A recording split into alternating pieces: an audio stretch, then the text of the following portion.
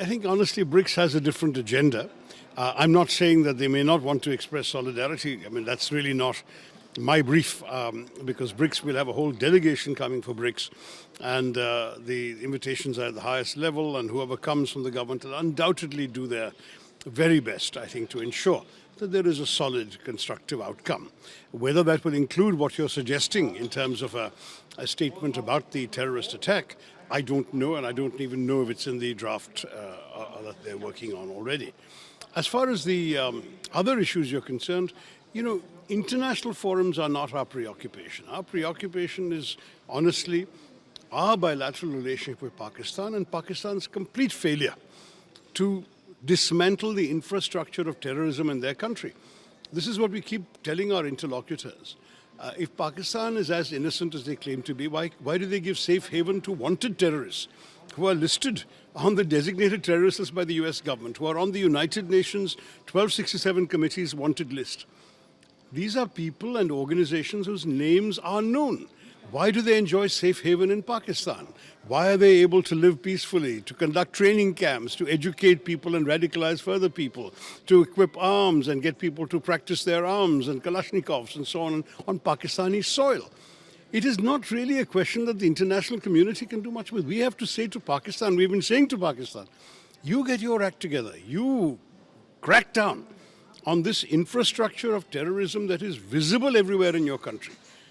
Then, of course, we can talk. We have so many languages in common with the Pakistanis. We can talk to them in Hindustani. We can talk to them in Punjabi. We can talk to them in English. There's no problem in finding common languages with Pakistan. The problem is finding a common vision for decency, for peace. We want to be left in peace to grow and develop. They don't want to leave us alone. They want to harass us. They want to undermine us. They want to cut us. This whole bleeding to death, India by 1,000 cuts. We're not going to bleed to death so easily. They better forget that idea. But I understand you're in an international trip, so the way the other countries, such as Brazil, Colombia, just been to Colombia, do you feel that the mission was accomplished in Colombia? They fully retracted their statement, for the Pakistani after the attacks.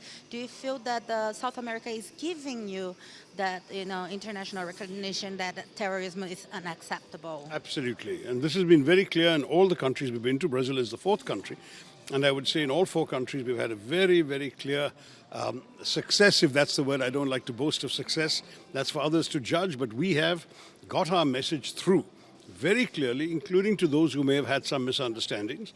And as a result of getting our message through, we have certainly been able, in my view, to come back feeling that these countries understand our situation better and express full solidarity with our struggle against terrorism, which is the main purpose of our trip.